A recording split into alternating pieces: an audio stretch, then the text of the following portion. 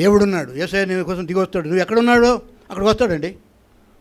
నువ్వు ఆశించు, ప్రభువా నా జీవితం ఇంక చాలు, నేను మారుతాను, నా పాపరోగం పోవాలి, నా శరీరరోగం పోవాలి, ఇక దూతతో నాకు పని లేదు. దూత వస్తాడు, ఆదివారం వాకింగ్ చెప్పి వెళ్ళిపోతాడు. మళ్ళీ చేస్తాను, నువ్వు రావాలా. నువ్వు దూత కంటే గొప్పడు. నువ్వు నీ సంఘంలో నేను ఉన్నాను, కొన్నిట్లో ఉన్నాను, నీ గాయాల్లో నేను పాలు పంపుతున్నాను, నీ రక్తం చేత విమోచించబడతానని చెప్పి మొదటిది యేసు వాడి స్థితిని ఎరిగాడు. రెండవది వాడు మంటపం మీద పడి ఉన్నాడు, ఎక్కడో అక్కడిక్కడ లేడు, సంఘంలోనే ఉన్నాడు. మూడవది మొట్టమొదట నీళ్లు కదిలించబడ్డప్పుడు దిగలేకపోయాడు, దిగలేని స్థితి, మన పరిస్థితి బాగలేదు. నాలుగవది యేసే వచ్చాడు, ఎవరో దూతగాదిగా ఆయనే స్వయంగా వచ్చాడు. ఐదవది వాడు ఏం చేశాడు, తన స్థితిని ఒప్పుకున్నాడు.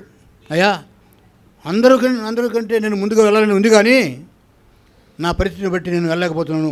దేవత వస్తున్నాడు, నీళ్ళు కదిలిస్తున్నాడు, మొదట నేను దిగలేకపోతున్నాను, నా స్థితి ఇది అని ఒప్పుకున్నాడు. నీ స్థితి ఏంటో నువ్వు ఒప్పుకో, నీ చేతకనితనం ఏంటో దేవుని దగ్గర ఒప్పుకో. ఆరవదిగా చివరిలో స్వస్థత పొందాడు. ఏడవదిగా ఏం చేశాడండి, ఎవడు చెప్పలే, యేసుప్రభు స్వస్థత పొందుతాను, ఆలయానికి పోవా, చర్చికి పోయి ప్రార్థన చేయించుకోవచ్చు పనులే, వీడియో వెళ్ళాడు. యేసుక్రీస్తు ఎందుకో యెరూషలేములో అదే ఆలయానికి వెళ్ళాడు. ఆలయంలోకి పోయి చూస్తే వీడు ఎక్కడ ఉన్నాడు అంటే, యేసుప్రభు కొన్నిటి దగ్గర చూశాడు, వీడిని బాగుపడిన తర్వాత వీడు సినిమాలకు పోలే, కలుదుకానికి పోలే, వీడు ఎడబడండి ఆలయానికి వెళ్ళాడు. వీడు మనసు మారింది, రోగం కుదిరింది. ఇప్పుడు ఎక్కడ ఉన్నాడండి యేసు, ఎక్కడ కనపడ్డాడు? ఇందాక కోనేటి దగ్గర కనపడ్డాడు, ఇప్పుడు కనపడుతున్నాడండి ఆలయంలో కనపడుతున్నాడు. హల్లెలూయా. ఆలయంలో కనపడితే కూడా ఆయన ఉంటాడు అక్కడ, ఆలయంలో కూడా ఆయన ఉన్నాడు. ఆయన ఆలయానికి వచ్చాడు, వచ్చి ఏమన్నాడండి, ఇందాక చదువుకున్నావు కదా, ఇకను పాపం చేయకు, నీ పాపం పోయిందిరా, నీ రోగం కుదిరింది, ఇంకా పాపం చేస్తే ఇంతకంటే పెద్ద రోగం వస్తుంది. ఇదే యోహాను సువార్త 8వ అధ్యాయంలో 11వ వచనంలో ఏంటంటే, ఒక వ్యభిచారంలో పెట్టిన ఒక అమ్మాయి మత పెద్దలు పట్టుకొచ్చారు. ఈ అమ్మాయి చెడ్డ పని చేస్తూ ఉంటే, వ్యభిచారం చేస్తుంటే పట్టుకొచ్చాం. మన మోసే ధర్మశాస్త్రం ప్రకారంగా ఈమెను రాళ్లతో కూడా చంపాలి కదా, బోధ కూడా నువ్వేమంటావు అని చెప్పేసి యేసయ్యను శోధించడానికి వస్తే, యేసయ్య ఏమన్నాడంటే, సరే మోసే ధర్మశాస్త్రం ప్రకారంగా ఈమె చేసిన పాపానికి రాళ్లతో కూడా చంపాలి, అయితే మీలో ఎవడు పాపం చేయలేదో వాడు ముందు రాయేయండి వీడి మీద, ఈమె మీద. అంటే ఆయన వంగి నేల మీద రాసుకుంటున్నారట. నేల మీద ఏం రాస్తారండి, ఏదో అట్లా నటిస్తూ ఉన్నాడు యేసయ్య. వీళ్ళందరూ పెద్దలు కదా, మత పెద్దలు, రాళ్లతో కొట్టడానికి ధైర్యం లేక ఆలోచించుకోరు, నీలో పాపం ఉంది, నాలో పాపం ఉంది, నాలో పాపం ఉందని చెప్పి ఎవడి పాపం గుర్తుకొస్తూ ఉంటే రాయి వేయడానికి ధైర్యం చాలక రాళ్ళని అక్కడ పడేసి వెళ్ళిపోయారు. ఆ మొక్కతే మిగిలింది.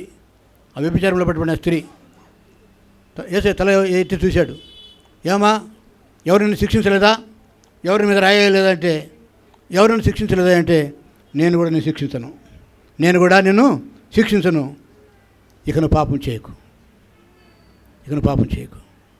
ఏదన్నా మళ్ళీ మళ్ళీ పాపం చేయకుండా ఉండాలంటే ఆయన వాక్యంలో ఉండే భయమును మనం కలిగి ఉందాం.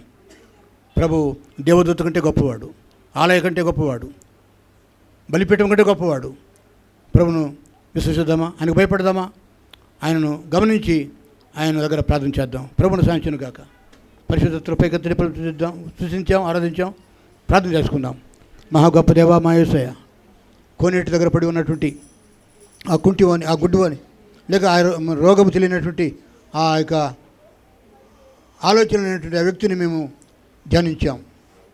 అయా దేవదూతలో చేయలేని పనిని నువ్వు దిగొచ్చి చేసావు. అయా సంఘములో వాక్యము అనే నీరు, పరిశుద్ధాత్మ అనేటువంటి నూనె, అయా ప్రభా సంఘములో కదలికలు ఉంటుండగా, దేవదూత కదిలిస్తుంటుండగా మేము కదలక మెదలక ఉంటున్నాం. మాలో కదలికలు లేవేమో, మేము మీకు అయా స్పందించలేకపోతున్నామేమో. ఈ లోకమనే పరుపులో మీ సుఖభోగములు అనుభవిస్తూ ఈ లోకమే మాకు చాలన్నట్టుగా నిన్ను పట్టించుకోకుండా ఉంటున్నామేమో. ఏ భర్త ఇంకా మారు మనసు పొందలేడు, ఏ భార్య ఇంకా మారు మనసు లేక, ఏ యవన కుమార్తె యవన కుమారుడు, ఏ వృద్ధుడే వృద్ధురాలు సేవ చేస్తున్నాం మేము కూడా. నైనా ప్రభా, మీ స్వస్థతలు ఎల్లప్పుడూ ఎప్పటికప్పుడే ఆత్మలో శరీరంలో పొందుకున్నట్టుకు మా స్థితిని మీరు ఎరుగుదురు. మమ్మల్ని అడుగుతున్నారు, స్వస్థత పొందుకూర్చున్నావా అని అడుగుతున్నారు. అవును ప్రభు అని చెప్పుటకు మాకు సహాయం చేయండి. ఆ ధైర్యమును, ఆ ప్రార్థనను మాకు నేర్పించండి, దీవించి నడిపించండి. సంఘంలో అనారోగ్యం ఉన్నటువంటి స్వస్థపరచండి.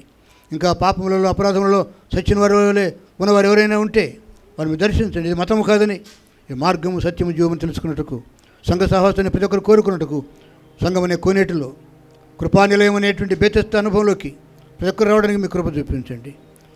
బలను సిద్ధపడుతున్న పరిచారకులను దర్శించండి అయ్యా. యవన కుమారులను దర్శించండి. మా సభలు వస్తున్నాయి అయ్యా. 22వ వార్షికోత్సవ సందర్భంగా మేమందరం ప్రయాసపడటం మాకు నేర్పించండి, దీవించి నడిపించండి. దిన పరిచర్యలు తోడుగా ఉండండి. వారమంతా పరిచర్యకు సిద్ధపరచండి. మా ఉపవాస దీక్షలో మీరు ఉండండి, దీవించి నడిపించండి. యేసు నామములో ఈ రొట్టెను మీ పరిశుద్ధ శరీరముగాను మేము భావిస్తున్నాం. ఇది మతాచారము కాదు, మత ప్రసాదము కాదు. ఈ రొట్టెను మీ శరీరముగాను, ఈ పాత్రను మీ రక్తముగాను, ఈ రొట్టెను విరిచి మేము మీ పిల్లలకు ఇస్తుండగా, ఈ ద్రాక్షరసమును అయా ప్రేమ మీ పిల్లలకు అందిస్తుండగా, ద్రాక్షరసమును మీ రక్తముగాను, రొట్టెను మీ శరీరముగాను ప్రతిష్ఠించి అభిషేకించి పవిత్రపరచండి. పరిచారకులు తోడుగా ఉండండి. మేము మీ బలలో సేవ చేస్తున్నప్పుడు మీ ఆనందము, మీ సంతోషము, మీ స్వచ్ఛత మాలోకి మీరు నడిపించండి. మహిమ ప్రభావాలు మేము కోరుకుంటున్నామయ్యా. మిమ్మల్ని స్తుతిస్తూ ఆరాధిస్తుంటున్నాం. యేసు నామములో అడిగి వేడుకుంటున్నాము తండ్రి, ఆమేన్. హల్లెలూయా.